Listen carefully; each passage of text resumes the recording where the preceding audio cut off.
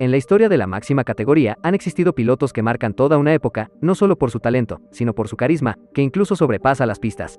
Hoy te contaré la historia de un piloto que el destino nos impidió verlo en lo más alto del gran circo, pero aún así dejó su huella en la eternidad de la Fórmula 1. Así que hoy te presento François Cebert, el príncipe de la Fórmula 1. Antes de iniciar te invito a suscribirte activando las notificaciones para conocer más historias interesantes del mundo motor. Albert François Cebert Goldenberg nació en París, Francia, el 25 de febrero de 1944, cuando la ciudad estaba invadida por el ejército nazi. François, como sus hermanos, llevaron el apellido materno, para evitar la persecución, ya que su padre era un judío registrado. Comenzó a los 16 años en el mundo de los motores compitiendo en motociclismo. No fue sino hasta 1966 que pasó a los monoplazas compitiendo para Alpine en la Fórmula 3. En 1969 corre en la Fórmula 2, compitiendo de manera semioficial en el Gran Premio de Alemania de esa temporada. Cabe recordar que esa carrera disputada en el Infierno Verde competían tanto F1 como F2. Cebert siempre destacó en las categorías inferiores, llamando la atención de Jackie Stewart, quien le sugirió a Ken Tyrrell cuando compitió contra Cebert en una carrera de F2 en el circuito de Crystal Palace. Stewart le dijo a Tyrrell: "Este piloto es muy rápido, me costó pasarlo, debes tenerlo en cuenta". Tyrrell para 1970 confirmó a Cebert como parte del equipo. Muchos le cuestionaron a Ken Tyrrell por la contratación del francés, alegando que este llegó como piloto de pago, en especial porque el principal patrocinador de Tyrrell por ese entonces era la petrolera Elf. Pero Tyrrell sabía que este piloto tenía mucho para mostrar en el gran circo. La primera temporada de Cebert fue complicada, pero aceptable. Mientras el equipo se enfocó en el diseño de su propio chasis, el francés tuvo que correr toda la temporada con el March 701 que Tyrrell usó ese año. Cebert solo pudo alcanzar un sexto lugar como mejor resultado en el Gran Premio de Italia, en una carrera que tuvo muchas complicaciones, llegando a más de un minuto del ganador Clay Regazzoni. Para la temporada 1971, Tyrrell presentó el 001 y 002, autos con los cuales buscaban luchar por la temporada. Cebert le costó adaptarse al nuevo auto, y no fue sino hasta el Gran Premio de Francia que pudo llegar en la segunda posición, sumando puntos por primera vez en el año, además de llevarse su primer podio en su carrera de casa, detrás de su mentor Jackie Stewart. Cebert volvería al podio en el Gran Premio de Alemania, nuevamente con una segunda plaza. En Italia subiría al tercer escalón del podio, y en Canadá sería sexto.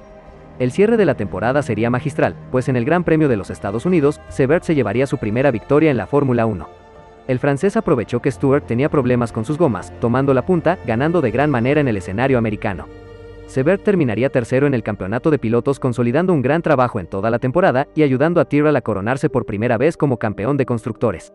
En 1972 se depositaron muchas esperanzas en Cebert y Stewart por parte de Tyrrell, pero estas fueron truncadas por Emerson Fittipaldi y Lotus. El brasilero ganó el Mundial de Pilotos y los británicos el de Constructores. Cebert terminó en los puntos solo 3 veces, con 2 segundos puestos en Bélgica y en los Estados Unidos, y cuarto en Francia. Cabe destacar que ese año también consiguió un segundo puesto en las 24 horas de Le Mans, conduciendo un Matra Simca 670 con el neozelandés Holden Ganley. La temporada 1973 auguraba mejores sensaciones para el francés. Cebert inició de gran manera, llegando segundo en la primera fecha en Argentina, repitiendo la gesta en España y Bélgica. En Mónaco quedaría cuarto, volviendo al podio en el Gran Premio de Suecia con una tercera plaza. Cebert subiría 3 veces más al podio con segundos puestos en Francia, Países Bajos y Alemania. Hasta después del Gran Premio Teutón, Cebert se ubicaba en la segunda posición del campeonato, a 15 puntos de su compañero Stewart. Tyrrell había tenido un gran auto esa temporada, lo que prometía un gran cierre de campaña. Al llegar a la última cita del año en los Estados Unidos, el ya consagrado campeón de esa temporada Jackie Stewart había decidido retirarse tras la misma, noticia que solo se la había comunicado a Ken Tyrrell, por lo que el francés pasaría a ser el piloto principal del equipo en la siguiente temporada. Esto se lo querían comunicar una vez finalizada la carrera. Pero nadie se imaginaría lo que ocurriría ese fin de semana. Durante la clasificación del Gran Premio, Cebert venía haciendo una gran labor, su tiempo lo posicionaba cuarto para la carrera, incluso por delante de su compañero de equipo. Pero en su último intento, Cebert se despistó en la zona de DRS, impactando contra las barreras y falleciendo en el instante. La conmoción llegó al Gran Premio, tanto que Stewart decidió no competir en la carrera, en señal de duelo por su amigo y pupilo. Después del accidente, Stewart comentó: "Nunca se sabrá con absoluta certeza cuál o cuáles fueron las causas del terrible accidente que le costó la vida a Cebert. Vi a los comisarios con una doble bandera amarilla, señal de que teníamos que parar. Comencé a mirar, y había escombros por toda la pista, parecía un accidente de avión, pero los pedazos tenían el tamaño suficiente para ver que eran azules. Llegué al lugar del accidente y me quedé paralizado por el horror, me di cuenta de que no podía hacer nada. El Tyrrell estaba atrapado entre los restos del guardarraíl, con la trompa hacia abajo y el cockpit frente a mí. Había humo y vapor por todas partes, un reguero de aceite. Y allí, todavía atrapado por el cinturón de seguridad, estaba mi compañero, mi protegido, mi amigo, mi hermano pequeño. François estaba muerto. Recordaría Stuart entre lágrimas, al describir la espantosa escena donde yacía quien tomaría su posta a partir del año próximo, e iría decididamente por el título. François fue un príncipe, que pudo ser rey, el mejor piloto de Francia de su época, del que se esperaba que fuera el primer campeón mundial del país. Pintón, seductor por naturaleza, y con un encanto especial, aceleró el corazón de muchas mujeres, y dejó un recuerdo imborrable en todos los que lo conocieron, y admiraron en el Gran Circo. La Fórmula 1 es una de las grandes vitrinas publicitarias en el mundo deportivo. Esto lo saben la mayoría de las marcas que hoy publicitan la categoría, que de una u otra manera llegan a todo el mundo, dejando ganancias millonarias a la mayoría de empresas que participan en la F1. Hoy vemos publicidad tecnológica, marcas de autos o bancos. Pero hubo un tiempo en donde la Fórmula 1 se vinculó con un patrocinio, que hoy es prohibido en la categoría. Hablo del patrocinio de las tabacaleras. Hoy te presento el tabaco en la Fórmula 1. Antes de iniciar te invito a suscribirte, activando las notificaciones para que estés atento a más historias del mundo motor. Desde la era de grandes premios, en la primera mitad del siglo XX, los monoplazas se caracterizaron por llevar pocos patrocinios. La mayoría corría con los colores representativos a nacionalidades de las marcas de sus autos, ejemplo, verde para Reino Unido, rojo para Italia, azul para Francia, etc. Muchos dependían de la financiación de las federaciones de automovilismo de cada país. Esto no cambió mucho en los primeros años de la Fórmula 1, en donde el color nacional y el número sería la característica principal para diferenciar a los autos de los diferentes equipos de una misma nación. Eso no significaba que no se mostraran logos de auspicios, pero había un problema que incluso hoy pesa en la máxima categoría. Las carreras de F1 no son baratas. Tener un equipo en la máxima categoría es muy costoso. Durante la primera y segunda década en la F1, vimos aparecer y desaparecer equipos constantemente, ya fueran equipos humildes o equipos grandes. Pues la financiación era muy limitada y la tecnología que llegaba en cada nueva temporada era muy costosa. La década de los 60, los patrocinadores llegaron en masa a la máxima categoría. En parte, porque las carreras comenzaron a retransmitirse en la televisión, lo que convertía desde ese momento a la Fórmula 1 en una de las más populares vitrinas publicitarias en el mundo. Esto también hizo que muchos equipos dejaran de identificarse con su color nacional, ya que algunos auspicios hacían que los autos cambiaran de color, para que estéticamente se visualizara mejor ciertos logos. Esta fórmula publicitaria se inspiró en las carreras de la Indy, manejadas por la USAC en ese entonces, ya que la mayoría de autos que corrían la Indy 500 son americanos, y estos, para diferenciarse uno de otro, no solo usaban los números, también usaban el color del patrocinador principal, algo que también se había aplicado en mayor medida en la NASCAR. Este escenario se convirtió en una oportunidad de oro para las tabacaleras, ya que podía llegar a todo el mundo fácilmente. Además, las leyes antitabaco eran muy mínimas o inexistentes en la mayoría de naciones donde se corría la F1. Sin contar que por ser transmitidas por TV, podían llegar a cualquier nación casi sin restricción.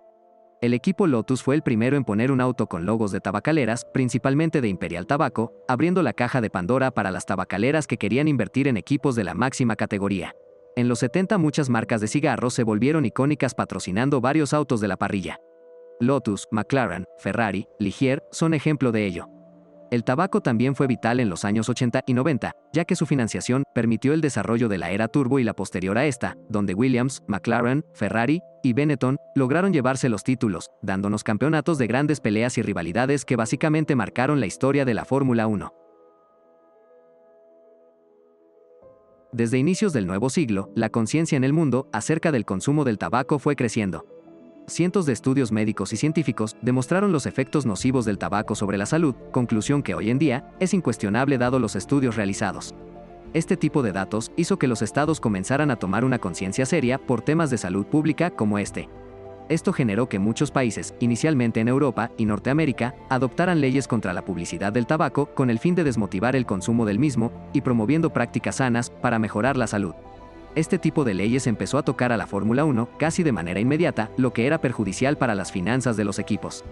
En varias carreras de cada temporada se fue prohibiendo la exhibición de publicidad tabacalera en los autos, lo que representaban pérdidas millonarias para los equipos en cuanto a patrocinios.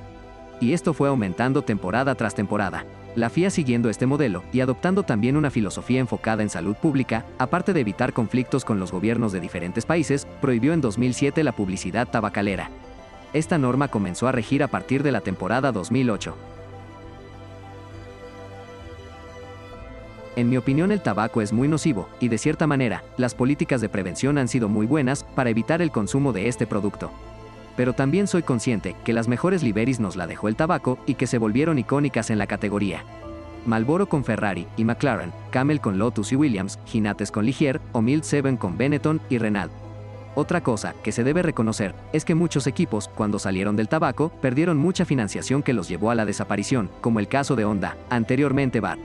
Y los nuevos equipos que llegaron posterior a la prohibición les ha costado mantenerse económicamente, y menos si no se tiene el apoyo de una gran marca de autos, cosa que por la era híbrida ha sido complicado.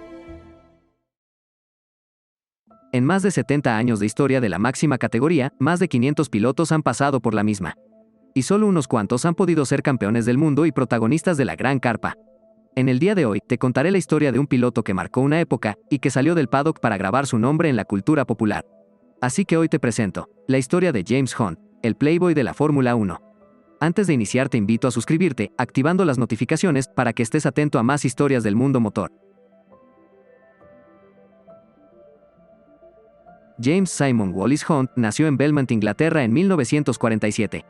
Hijo de un exitoso corredor de valores bursátiles, Hunt estudió en Wellington College en Berkshire, iniciándose en la medicina. Sin embargo, poco antes de cumplir 18 años fue con un amigo a ver una carrera de coches y quedó fascinado con el deporte de las 4 ruedas. Hunt comenzó a competir en la categoría monomarca con un Mini Cooper que era de su propiedad. En 1969 da el salto a la Fórmula Ford europea, terminando en una muy decorosa 6ª plaza. Para ese año también dio inicio en la Fórmula 3 británica, finalizando en la 15ª plaza. Para 1970, Hunt mejoraría en el campeonato de la F3 terminando en la 6ª posición y 10º en 1971. En 1972 Hunt conoce al aristócrata Lord Hesketh, con el cual compartían la misma pasión por las fiestas y los motores. Hunt se une al proyecto de Hesketh en Fórmula 2, pero este no tiene éxito del todo. Lo que hace que Lord Hesketh tome la radical decisión de entrar a la Fórmula 1 al siguiente año. Este alegaba que los costos de F1 y F2 no se diferenciaban mucho, y que por esa razón, querían correr el riesgo en la gran carpa. El proyecto de Hesketh en la Gran Carpa dio inicio en el Gran Premio de Mónaco de 1973, con James Hunt como único piloto del mismo. A bordo de un March 731 alquilado por el equipo, el británico hizo una extraordinaria carrera en su debut, pues se mantuvo en la zona de puntos casi toda la carrera, pero una falla en su motor a falta de 5 vueltas, arruinó lo que sería un debut magistral. Hunt y el equipo se ausentarían del Gran Premio de Suecia, volviendo en el GP de Francia, iniciando una racha de buenos resultados. 6º en el circuito galo, 4º en Gran Bretaña y un espectacular podio en el Gran Premio de Países Bajos, donde Hunt logró llegar en la 3ª posición, solo por detrás de los Tyrrell de Stewart y Sever. Después del podio Hunt caería en un bache. Se ausentaría en Alemania, se retiraría en Austria, sufriría un accidente en Monza, que no le permitiría correr en la carrera, siendo en Canadá donde volvería a finalizar una carrera, terminando 7º. Hunt volvería al podio en el Gran Premio de los Estados Unidos, llegando 2º detrás del Lotus de Ronnie Peterson. A pesar de correr 7 grandes premios, Hunt logró alcanzar la 8ª plaza en el campeonato de pilotos. Después de este gran debut, la prensa puso en tela de juicio a Hunt y al equipo Hesketh, calificándolos como un acto cómico, que solo manchaban el buen nombre de las carreras. Pero a pesar de las calificaciones de la prensa, Hunt demostró un gran talento al volante en su primera temporada. Hunt buscaría destacar en su segunda temporada, ya que la experiencia adquirida en el 73 lo motivaba en buscar un gran resultado en la temporada 1974. Para esta temporada el equipo Hesketh presentó el Hesketh 308, el cual debutó hasta el Gran Premio de Sudáfrica. El auto tenía mucho potencial, pero la fiabilidad y algunos incidentes no le permitieron destacar a Hunt en esta temporada. El británico, eso sí, logró puntuar en 4 carreras, subiendo al podio en 3 ocasiones, en los grandes premios de Suecia, Austria y Estados Unidos. También logró una 4ª casilla en Canadá, dejando a James en la 8ª plaza del campeonato. Hunt no se rendiría en busca de la gloria. Para 1975, Hunt iniciaba de gran manera subiendo al podio en Argentina con un espectacular 2º lugar.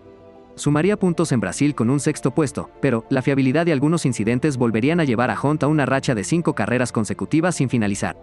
En el circuito de Zandvoort, James Hunt haría historia con Hesketh. Para la carrera, Hunt arrancaría desde la 3ª plaza, pero previo a la carrera la lluvia haría acto de presencia brevemente, lo cual mojaba la pista, elevando el grado de dificultad de la misma. Aunque el inicio fue en mojado, Hunt tuvo la brillante y arriesgada idea de entrar al box y cambiar a llantas de piso seco, confiando que la pista se secaría rápidamente. Esta acción ayudó a Hunt, pues el británico comenzó a volar por el circuito neerlandés. Cuando todos pararon, Hunt tomaría la punta, aunque batallaría al final de carrera con Lauda. Hunt se llevaría su primera victoria y la única del excéntrico equipo. Hunt subiría 2 veces más al podio, llegando segundo en Francia y Austria. Además de sumar puntos en Gran Bretaña, Italia y Estados Unidos, lo que dejaría al británico en una muy importante cuarta casilla del campeonato. La temporada 1975 dejó una gran imagen de James Hunt, poniéndolo como uno de los candidatos a realizar una gran temporada 1976. Pero, la falta de financiación del Lord Hesketh al equipo, hizo que Hunt buscara asiento en otra escudería. Mientras esto sucedía, en McLaren, Emerson Fittipaldi dejaba al equipo de Woking para armar su propia escudería. Es este momento donde el equipo británico ve a Hunt como el piloto ideal para pelear contra las Ferraris por el campeonato. Hunt y el campeón de Ferrari Niki Lauda tenían una rivalidad en pista muy marcada desde las categorías de formación, dando los ingredientes para lo que sería una gran temporada. El inicio de Hunt fue regular, ya que Lauda ganaría las 2 primeras carreras en Brasil y Sudáfrica, subiendo al podio en el Gran Premio de los Estados Unidos del Oeste, mientras que Hunt, a pesar de llevarse 2 poles, solo se había subido al podio en Sudáfrica. No fue sino hasta el Gran Premio de España que Hunt se llevaría su primera victoria, seguido por Lauda, pero Hunt sería descalificado porque su McLaren sobrepasaba los límites reglamentarios. Este hecho calentaba más la rivalidad entre el británico y el austriaco. Hunt no volvería a la victoria hasta el Gran Premio de Francia, a pesar que después de esta carrera la descalificación en España sería revocada. La diferencia en puntos con Lauda era muy larga, y casi imposible de descontar, prácticamente ponía al austriaco a tiro del campeonato. En el Gran Premio de Alemania corrido en el viejo circuito de Nordschleife, dejó uno de los momentos más dramáticos de la historia de la categoría. Lauda sufriría un accidente con incendio incluido. A pesar que pudo ser sacado a tiempo de su auto, las heridas y quemaduras harían que se perdiera los siguientes 2 grandes premios en Austria y Países Bajos. Hunt aprovechó esto para descontarle puntos, ganando en Alemania y repitiendo victoria en Países Bajos como en el 75. Aunque contra todos los pronósticos, Lauda volvería para el Gran Premio de Italia, logrando en esa carrera una meritoria cuarta casilla. Hunt logró llevarse las victorias en Canadá y los Estados Unidos, dejándolos separados por tan solo 3 puntos. El Gran Premio de Japón sería el escenario en el cual estos 2 titanes definirían quién sería el campeón del mundo. Hunt saldría segundo detrás de Andretti, mientras que Lauda saldría tercero. Ese día en el circuito de Fuji caía un fuerte aguacero. Incluso se pensó en cancelar la carrera por la fuerte lluvia, pero como ya se había pagado por los derechos de transmisión a todo el mundo en vivo, se corrió sin importar las dificultades climáticas. El inicio fue muy bueno por parte de Hunt, quien tomó la punta desde el inicio. Mientras que Lauda se retiraría en la segunda vuelta, pues consideraba muy peligroso correr bajo esas condiciones. James Hunt se mantendría en pista con bastantes dificultades por la lluvia, pero a falta de pocos giros sufriría un pinchazo que lo enviaría hasta la 5ª plaza, lugar que le impediría ser campeón del mundo. Pero en los 2 últimos giros se repondría hasta llegar a la 3ª plaza, ganando el campeonato de 1976 por tan solo 1 punto. Hunt se convertía en campeón del mundo en una de las temporadas más apasionantes, dramáticas y peleadas en la historia de la Fórmula 1. En la temporada 1977, Hunt era candidato al título, pero la Ferrari de Lauda estuvo intratable, llevándose el campeonato con varias fechas de anticipación. Hunt esa temporada se llevó solo 3 victorias en Gran Bretaña, Estados Unidos y Japón. Para el 78, la fiabilidad no le permitió a Hunt pelear por mucho, de hecho, solo punteó en 3 carreras, subiendo al podio por última vez en Francia de ese año. En 1979 Hunt correría para el Wolf Racing, pero sin resultados positivos, y posterior al Gran Premio de Mónaco, el británico dejaría la Fórmula 1. Después de salir de la F1, Hunt trabajó como comentarista de las transmisiones de Fórmula 1 para la BBC en Inglaterra, desde finales de 1979 hasta 1993, al lado del comentarista Murray Walker, convirtiéndose en uno de los mejores analistas de la F1 en la década de los 80s. Lastimosamente, los años de excesos, fiestas, alcohol y sustancias de dudosa procedencia pasarían factura. Hunt murió mientras dormía la mañana del 15 de junio de 1993 de un infarto en su casa de Wimbledon. Muchos amigos, colegas y pilotos lamentaron su fallecimiento y describieron a Hunt como una persona explosiva, aguerrida, pero también muy amigable, y que tenía un espíritu luchador para vivir la vida al máximo. La Fórmula 1 se ha caracterizado por ser un deporte complejo. Muy pocos equipos y pilotos llegan al éxito de manera inmediata o en el mediano plazo.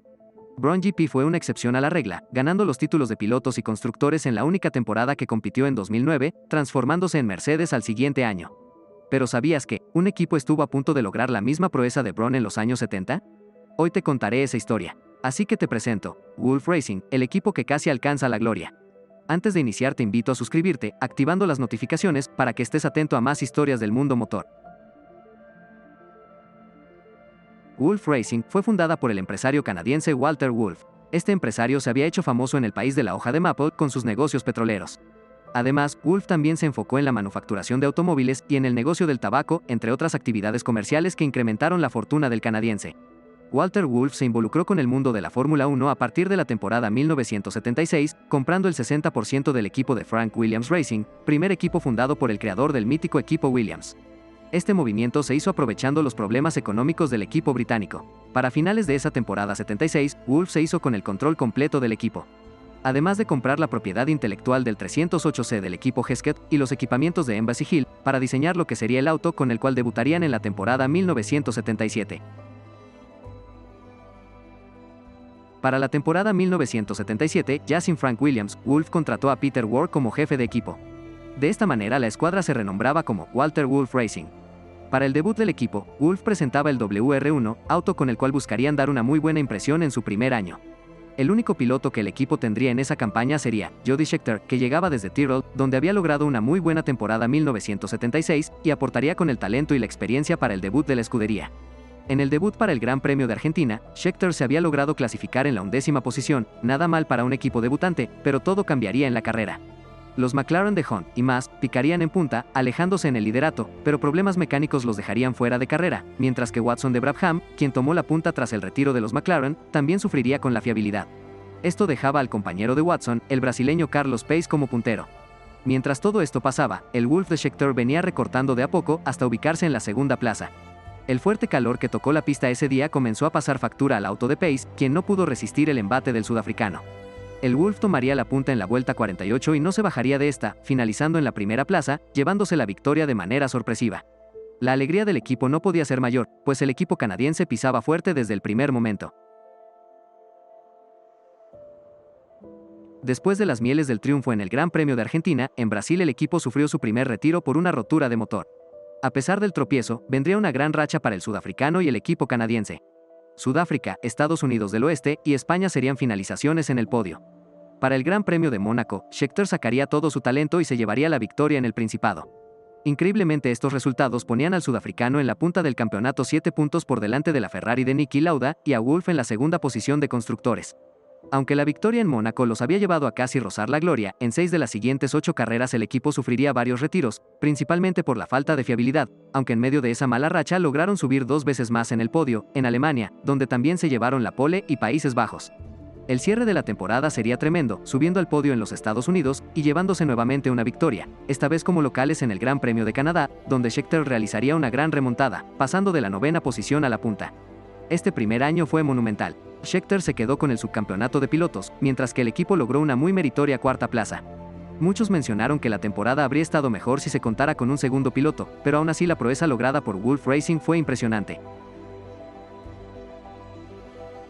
En la temporada 1978, Wolff se presentaba como candidato al título, en especial después de su impresionante primer año. Aunque se esperaba mucho más del WR5, luego de 4 carreras, el nuevo monoplaza resultó no ser tan efectivo como el predecesor.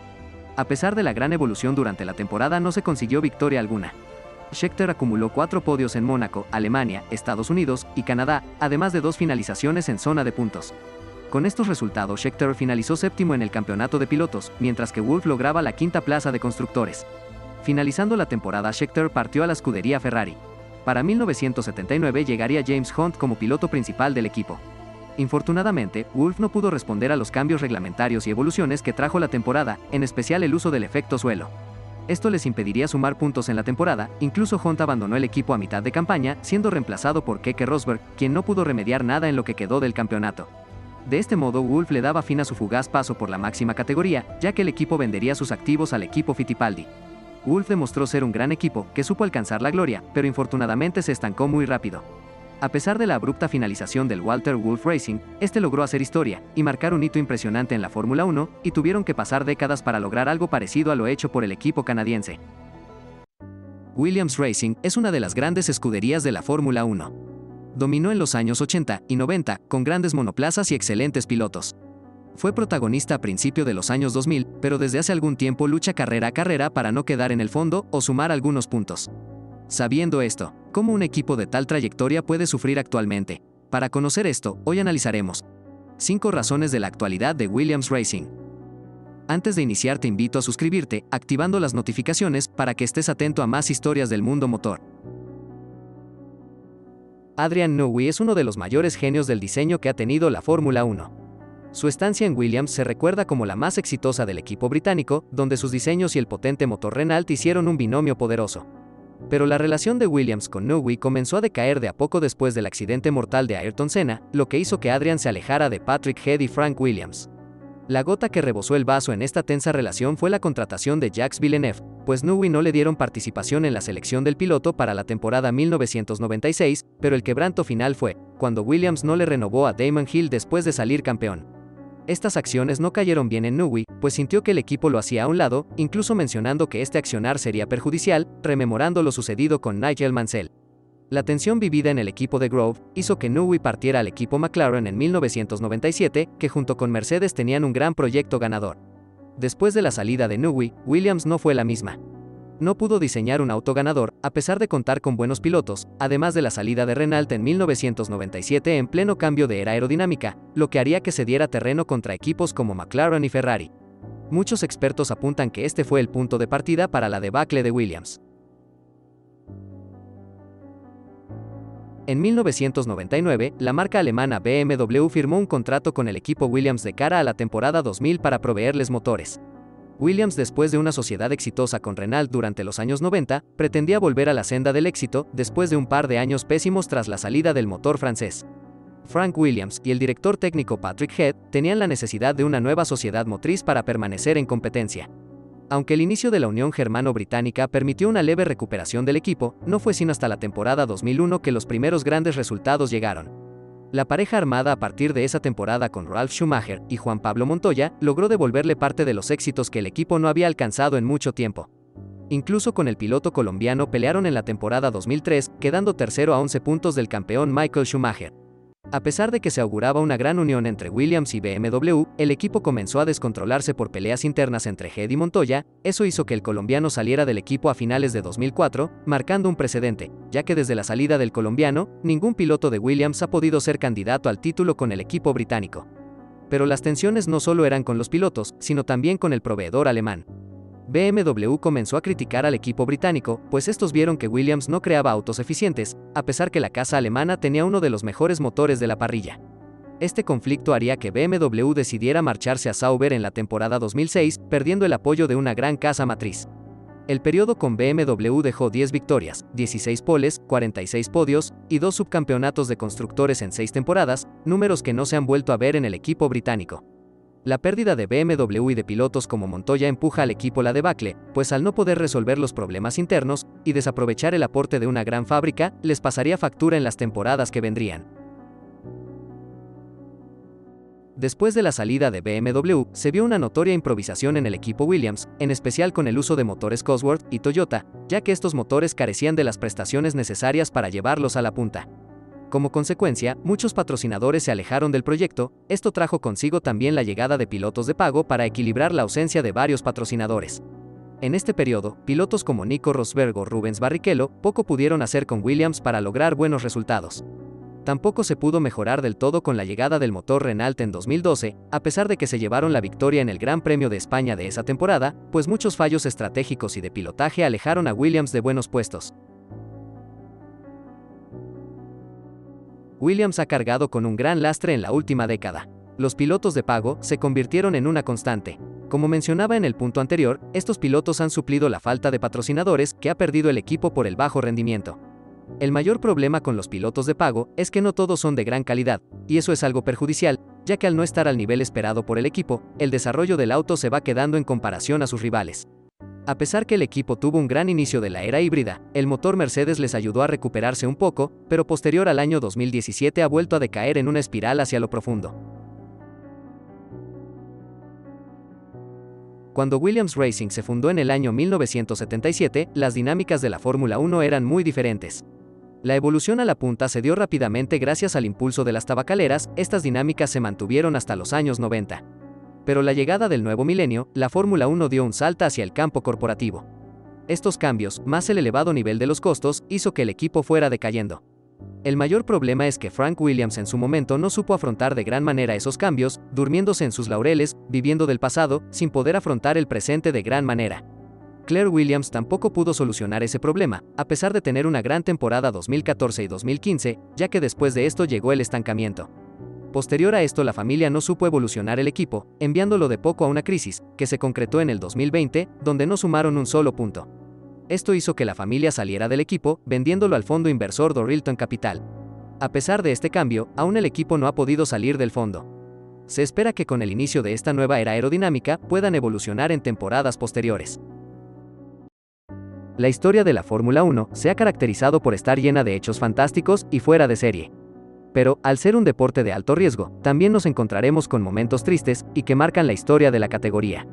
En el día de hoy quiero recordar a un piloto que quedó en la memoria de la historia de la Fórmula 1 de manera trágica, pero que ha dejado un legado que hasta el día de hoy ha salvado cientos de vidas. Así que hoy te presento la historia de Roland Ratzenberger. Antes de iniciar te invito a suscribirte, activando las notificaciones para que estés atento a más historias del mundo motor.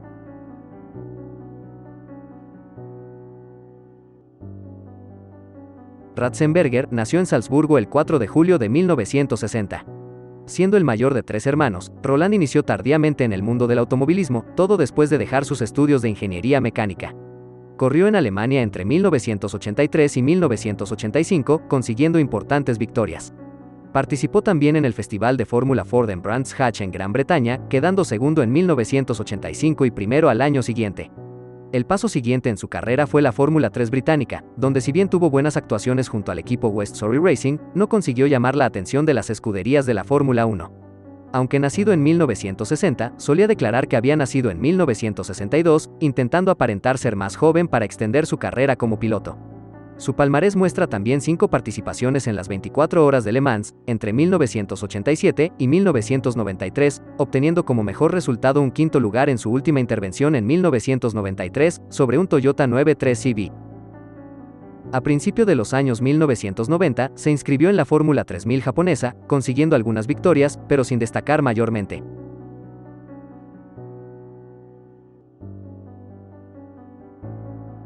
Ratzenberger, por su edad, había descartado la posibilidad de llegar a la F1. Muchos conocían de su talento y velocidad, pero la posibilidad de llegar a la Gran Carpa se convertía en una utopía. Pero 1994 llegaría con varios cambios que le permitirían a Roland cumplir su sueño de llegar a la F1. La debutante escudería Simtek llama a Ratzenberger después de fracasar en la contratación de Andrea De Cesaris y Jean-Marc Gounon. Roland financió su asiento con dinero que había ganado en su paso por Japón, pero solo alcanzaba para 5 carreras, cosa que le importó poco, pues podía cumplir uno de sus mayores sueños, llegando a la máxima categoría del mundo motor. Su primer gran premio fue en Brasil, en el circuito de Interlagos. Ratzenberger no logró clasificarse para la carrera del domingo, posponiendo su debut. En su segundo gran premio, en el GP del Pacífico realizado en el circuito de Okayama en Japón, la experiencia obtenida en las categorías menores del país nipón fue clave para llevar su Simtek hasta el puesto 11. Esto daba esperanzas para las siguientes carreras, pero el austriaco y la Fórmula 1 no se imaginaría lo que el destino le tendría preparado.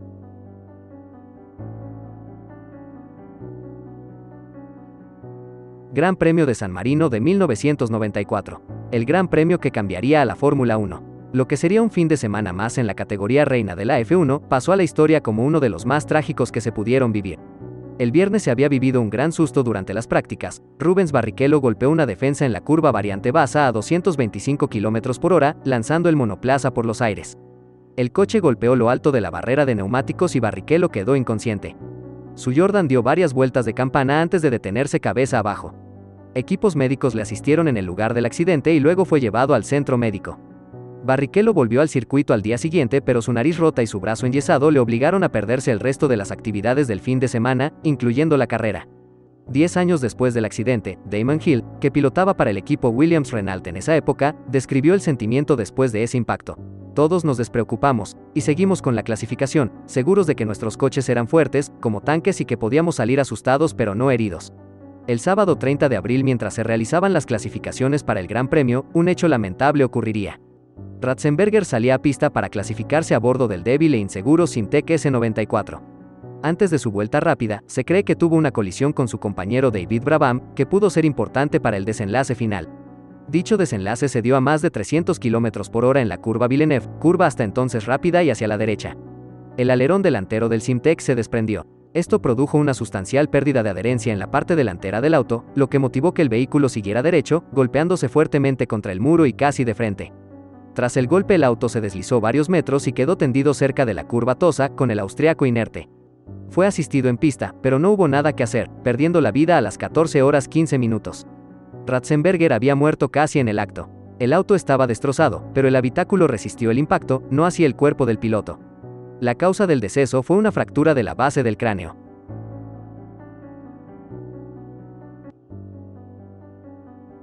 Mucha conmoción provocó este accidente en los pilotos, especialmente en Ayrton Senna, que siempre se destacó por luchar por la seguridad en las pistas. Al día siguiente, durante la carrera, el mismo Ayrton fallecía, estrellándose también contra el muro al salirse de la pista en la curva Tamburello.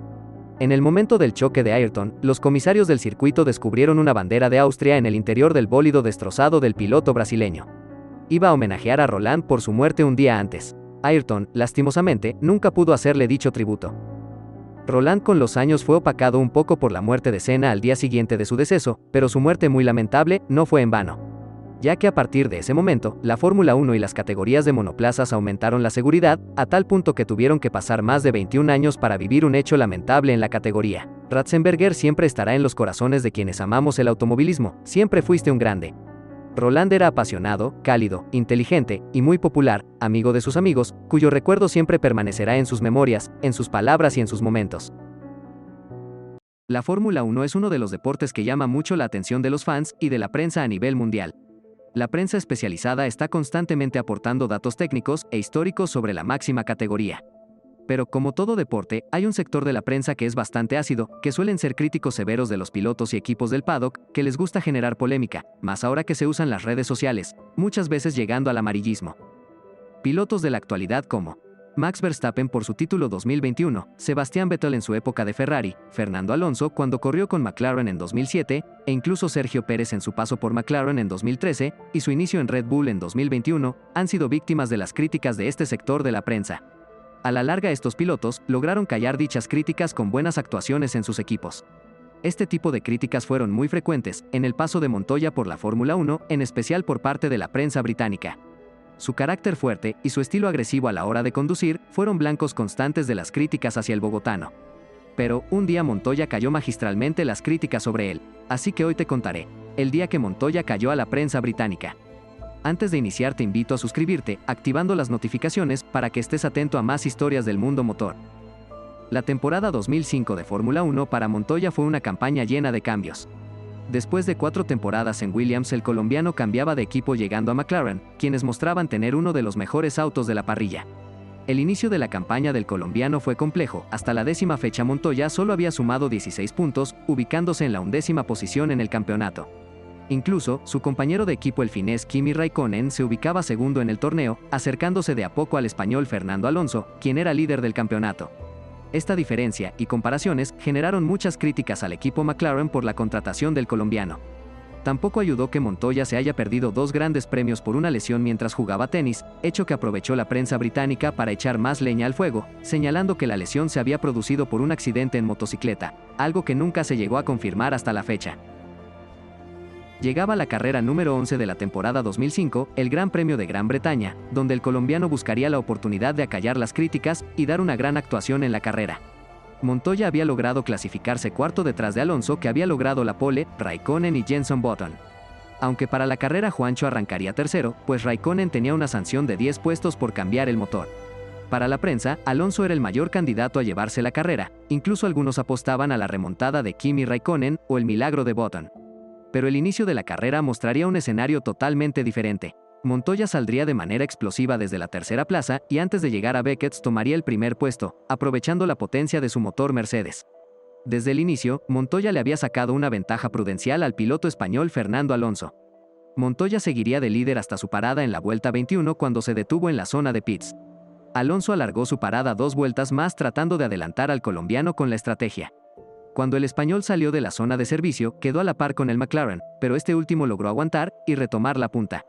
El de McLaren seguiría de líder 18 vueltas más, hasta su segunda parada en la vuelta 45, donde nuevamente el asturiano trató con la estrategia ganarle la posición a Montoya, pero el tráfico sobre Alonso mientras lideraba, impidió que pudiera sacar la ventaja necesaria para tomar la punta. Esto dejó en la segunda posición al español después de su segunda parada. A partir de ese momento, Montoya controló la distancia en la carrera, llevándose de manera magistral y contundente su primera victoria en McLaren y la quinta en su historial. Tuvieron que pasar casi 11 meses y 11 carreras para volverlo a dar de primero. Juan Pablo, ¿es como su nuevo inicio de la temporada? Pues es algo, yo creo que el año pasado la ganada con Williams fue una sorpresa porque teníamos un carro todo el año no competitivo y este año el carro era competitivo, pero ha sido muy difícil para llevar para mí y así todo conseguimos la victoria. ¿Qué espera en esta segunda parte de la temporada? Ojalá más victorias, yo creo que hay con qué. Esta victoria quitó casi en automático las críticas sobre él, incluso halagaron su trabajo en el resto de la temporada que le permitió terminar en la cuarta casilla del campeonato. De cierta manera, este tipo de acciones hizo que la prensa cambiara su visión sobre Montoya, considerándolo hoy en día uno de los mejores pilotos de la F1 que no logró un título. La temporada 2007 de Fórmula 1 es considerada una de las más apasionantes desde el ámbito deportivo y extradeportivo. Digna de un guión hollywoodense, con una guerra interna que puso a temblar a la F1, un caso vergonzoso en la categoría, y un título que se definió hasta la última carrera, dejando un final impresionante. En medio de todo esto, Kimi Raikkonen se alzó con el campeonato contra todo pronóstico. Increíblemente siendo hasta ahora el último campeón del cabalino rampante. Así que hoy te presento el épico título de Kimi Raikkonen. Antes de iniciar, te invito a suscribirte activando las notificaciones para conocer más historias del mundo motor. 2007 fue un año de muchos cambios para la Fórmula 1. En primer lugar, los motores V8 que se comenzaron a usar desde la temporada anterior quedaban congelados por 10 temporadas con el fin de reducir costos de desarrollo. La salida de Michelin deja Bridgestone como único proveedor de neumáticos para la categoría. Suzuka dejaba de albergar el GP de Japón, siendo Fuji quien recibiera a la F1 desde 1977. La temporada contaría con 17 grandes premios. En cuanto a pilotos, los cambios más importantes se vieron en los equipos de punta. El vigente campeón del mundo Fernando Alonso dejaba Renault para unirse al equipo McLaren. Kimi Raikkonen dejaba el equipo de Woking para arribar a Ferrari tras el retiro del multicampeón Michael Schumacher. En cuanto a McLaren, debutaba la joven promesa y campeón de la GP2 Lewis Hamilton. La primera cita del campeonato fue en el Gran Premio de Australia. Desde la prueba de clasificación, Kimi Raikkonen no la tuvo fácil. El campeón Fernando Alonso peleó fuertemente por el primer lugar en la parrilla de salida. Pero al final el piloto finlandés se llevaba la pole por poco más de 4 décimas. Ya en carrera, el ritmo de Raikkonen fue contundente desde la salida, manteniéndose primero sin riesgo de perder su posición contra algún otro rival. Aunque los McLaren perdieron posición contra el Sauber de Nick Heidfeld antes de la primera curva, el ritmo de las flechas plateadas les permitió pasar al Sauber rápidamente después de los repostajes. Pero la lucha entre Hamilton y Alonso se mantuvo. Esto ayudó al finés para escaparse en la punta. Alonso solo hasta la segunda parada en pits pudo pasar a Hamilton, pero cuando sucedió ya no era oposición para Raikkonen. Mientras todo esto sucedía, el piloto de Ferrari mostró su temple, dominando fuertemente la carrera, casi sin oposición, llegando a la bandera a cuadros como el ganador del Gran Premio de Australia y poniéndose líder del campeonato. Aunque esta victoria fue muy importante, Raikkonen sabía que no tenía el mejor auto y que los McLaren serían unos duros rivales para vencer. En las siguientes dos pruebas, Kimi tendría un nuevo rival que complicaría sus aspiraciones al título y este estaría en su mismo box. Felipe Massa se sumaba a la lucha por el campeonato, logrando la pole en el Gran Premio de Malasia, pero perdió en la salida con los McLaren. Además bloqueó a su compañero de equipo en el inicio de la carrera. Massa en la vuelta 5 perdió el control del auto saliéndose de la pista. Kimi aprovechó el error del brasilero para pelear un poco contra Hamilton. Pero el bloqueo del británico durante el resto de la prueba impidió que Kimi pudiese pelear por la victoria, dejándolo en el tercer lugar de la carrera y perdiendo el liderato del campeonato. En el Gran Premio de Bahrein, Massa nuevamente lograba la pole, mientras que Kimi solo podía alcanzar la tercera posición en parrilla. En la salida el finés perdió con Alonso, cayendo a la cuarta posición. No fue sino hasta la vuelta 24 en la parada en los pits, en donde Kimi pudo recuperar la tercera casilla. Raikkonen no pudo recuperar mucho más, pues quedó a 10 segundos de la punta. Felipe Massa se llevó la carrera, seguido por Hamilton. Aunque Kimi no haya podido avanzar más, la debacle en carrera de Alonso le permitió sumar más puntos que él, dejándolo en un triple empate en la punta con los pilotos de McLaren. Después de un inicio muy bueno para el piloto de Ferrari, los siguientes 4 grandes premios fueron un calvario para Raikkonen. Un retiro en España en la vuelta 9, un octavo puesto en Mónaco, un quinto en Canadá y un cuarto en los Estados Unidos, dejaba al finlandés en la cuarta posición del campeonato con 32 puntos, a 26 del líder Hamilton. Incluso su compañero de equipo había tenido mejores resultados que lo ponían por delante de él. Las victorias en Francia y Gran Bretaña permitieron que Raikkonen se recuperara un poco, pero con el retiro en el GP de Europa, donde salía desde la pole, lo volvieron a dejar en la cuarta posición a 18 puntos del líder Hamilton, pero detrás de su compañero de equipo. Pareciera que la lucha por el título estaba lejos, incluso su lucha era más por ganarle a Felipe Massa que a los McLaren. En el marco del Gran Premio de Hungría, desde la clasificación Kimi Raikkonen mostró un gran ritmo poniéndose en tercer lugar de la parrilla de salida, detrás de los McLaren. Pero lo que se llevó los reflectores ese día fue el estallido de la guerra Alonso versus Hamilton, la cual tuvo consecuencias que sin saberlo beneficiarían a Kimi y Ferrari. En la parrilla Kimi subió a la segunda posición, pues el poleman Alonso había sido sancionado por obstaculizar a Hamilton durante la clasificación en los pits. Kimi desde esa segunda posición tuvo un ritmo medio, que mejoró al final terminando a poco menos de un segundo del ganador Lewis Hamilton. Aunque estaba a 20 puntos de Hamilton, Kimi comenzó una seguidilla de podios que lo mantenían en la pelea. En Turquía subió de nuevo al segundo cajón del podio, detrás de su compañero Felipe Massa. En Italia quedó detrás de los McLaren en la tercera casilla, pero este gran premio marcaría el punto de quiebre que le daría el impulso a Kimi y a Ferrari. Posterior al Gran Premio de Italia, y en la previa del Gran Premio de Bélgica, la FIA sancionaba a McLaren por espionaje industrial contra Ferrari, con la descalificación del campeonato, en el caso conocido como Spygate. Esta sentencia fue un impulso grande para Ferrari, que lo dejaba campeón en automático de constructores, y Kimi Raikkonen, que a pesar de estar a 18 puntos de Hamilton, tenía aún muchas posibilidades de lograr el campeonato. Kimi Raikkonen dominó a placer el Gran Premio de Bélgica logrando su tercera victoria consecutiva, además de que Ferrari hacía el 1-2 en carrera, permitiendo a Kimi descontar varios puntos en el campeonato. En el Gran Premio de Japón en medio del diluvio, Raikkonen lograba rescatar una tercera plaza que lo mantendría vivo en el campeonato de pilotos, pero a falta de 2 pruebas la diferencia era de 17 puntos contra Hamilton. Incluso, el piloto británico le bastaba con terminar tercero en la siguiente carrera para coronarse campeón del mundo en su primer año. Para el Gran Premio de China, era un todo o nada para el piloto finlandés y quería mantener sus aspiraciones al título. La carrera iniciaba sobre piso mojado, Kimi desde la segunda posición metía presión al líder Lewis Hamilton. Durante la parada en los pits, Hamilton no cambió de ruedas, al igual que los pilotos de Ferrari. Tras las paradas el McLaren del británico reportaba desgaste excesivo en sus gomas, tanto que a falta de 28 vueltas Kimi superaba a Hamilton para tomar la punta. Esto hizo que pocas vueltas después McLaren llamara a su piloto para una última parada, pero nunca se imaginaron que esto desataría el desastre. Con neumáticos ya lisos de seco. Y Fernando no va a tener más remedio que seguir, se sale. Pues espérate que puede estar. Vamos a ver. Se puede quedar cuidado que está en la puzolana. Se ha enganchado. En la puzolana. Bueno. Ahí está el milagro. Ese era el milagro. Hamilton se quedaba atascado en la puzolana entrando al box, lo que dejaba servida la victoria a un Raikkonen que estaba en búsqueda de un milagro, apareciendo este en la vuelta 30. El resultado final de la carrera dejaba a tan solo 7 puntos de Hamilton al piloto finlandés, y con opciones mínimas pero latentes para poder pelear hasta el final por el campeonato. 21 de octubre del año 2007. El Autódromo José Carlos Pace se convertiría en el escenario de la definición para una de las temporadas más increíbles de la categoría reina. Felipe Massa se llevaba la pole por delante del líder del mundial Lewis Hamilton. Kimi ocuparía la tercera plaza para la salida y Fernando Alonso, el otro contendiente al título en su McLaren, lograba ubicarse cuarto. En la salida Massa lograba mantener su posición, seguido de un Raikkonen que en la explosión de la partida le ganaba la segunda posición a Hamilton. El británico caería después de la S de Senna una posición más, pues Fernando Alonso lograba pasarlo también. En el desespero del joven piloto por recuperar el terreno perdido al final de la recta opuesta, pero este se pasaba en la frenada cayendo hasta la octava casilla. A partir de ese punto el equipo Ferrari tenía el mejor escenario para llevar a su piloto al título mundial, solo faltaba ver si Hamilton podría recuperar las posiciones perdidas en ese caótico inicio, lo que sería fácil para el McLaren por su potencial. Además hay que recalcar que para ese tiempo las órdenes de equipo estaban prohibidas y solo la estrategia del equipo ayudaría al finés llegar a la punta.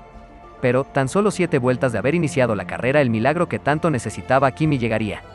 Lewis Hamilton tendría un problema para andar su coche, ya que sus cambios se habían atascado. Todo por un error inconsciente del británico al presionar mal un botón en medio de su remontada. Esto mandaba a Hamilton a la 18ª casilla, aunque recuperó los mandos de su coche, el terreno perdido con la punta era impresionante, y tendría que hacer una carrera magistral si quería el título que se le estaba escapando. Después del problema de Hamilton, Alonso se ponía en cara para llevarse el título, pues Kimi no había podido pasar a su compañero de equipo, y estas posiciones dejaban al asturiano como campeón. Pero se sabía que Ferrari usaría la estrategia para invertir las posiciones de sus pilotos después de las paradas. Y efectivamente, Raikkonen a falta de 18 vueltas tomaba la punta después de su última parada encaminándose al título. Alonso con su tercer puesto, y Hamilton, que solo había podido remontar hasta la 7ª plaza, no podían hacer mucho para lograr el campeonato. Después de 71 vueltas Kimi Raikkonen recibía la bandera cuadros, ganando el GP de Brasil y el campeonato por un solo punto sobre Hamilton y Alonso. El piloto que hasta 2 carreras antes estaba a 17 puntos y que era más fácil despedirse del campeonato, logró la hazaña remontando y coronándose campeón del mundo en una de las temporadas más difíciles y dramáticas en la historia Fórmula 1. Aunque muchos argumentan que la guerra interna de McLaren y el caso del Spygate como el motivo principal para que el finlandés lograra el campeonato, hay que ser claros. Kimi fue un piloto constante en toda la temporada. Fue el que más carreras ganó, logrando 6 victorias en el año, y solo tuvo 2 retiros. Ese nivel de consistencia ayuda a ganar campeonatos. Eso no implica que los problemas internos en McLaren no hayan sido un factor, fue simplemente un agregado para la consecución del título. Además, se necesita ser un muy buen piloto para aprovechar oportunidades como esas, ya que no cualquiera, en una situación vivida como la de Raikkonen, puede remontar y ganar de esa manera. Si te gustó el video, no olvides dejar tu like y suscribirte a mi canal activando las notificaciones para conocer más historias del mundo motor. También te invito a seguirme en mis redes sociales, donde publico contenido constantemente. Un agradecimiento especial a Lord Oscar 7, quien colaboró en el guión y la edición de este video. Si te interesa el mundo de F1 Challenge, visita su canal, el link lo dejaré en la descripción. No siendo más, me despido. Un saludo a todos, hasta la próxima.